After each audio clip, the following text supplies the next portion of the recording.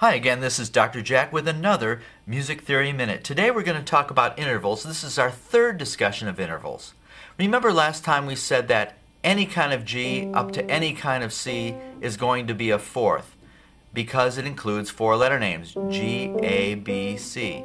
It doesn't matter if it's G flat to C, or G flat to C sharp, or G sharp to C flat. All of those are fourths. But they're certainly not all the same size. Only G to C is a perfect fourth because it includes a major third.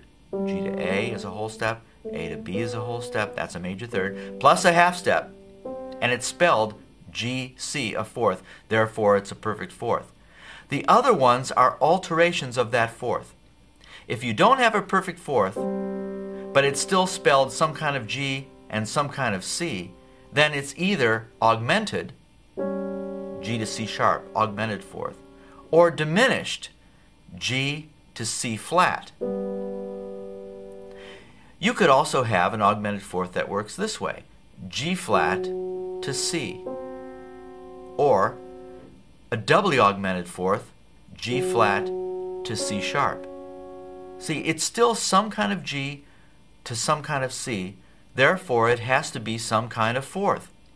How about this interval? If this is some kind of G, it has to be G sharp. If this is some kind of C, it has to be C flat. So it's a doubly diminished fourth. Here's a perfect fourth.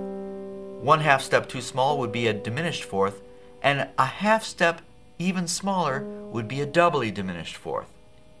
Let's go back to thirds again.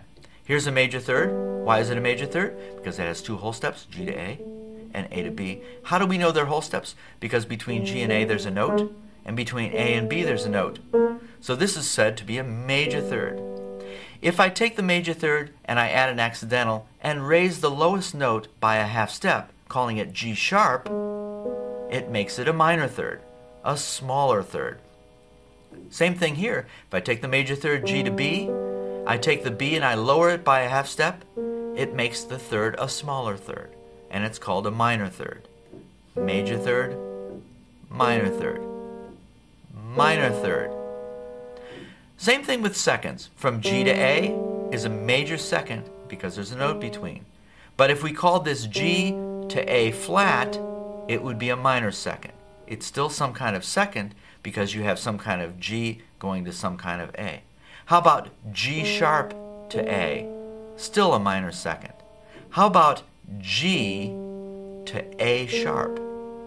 Well, G to A is a major second.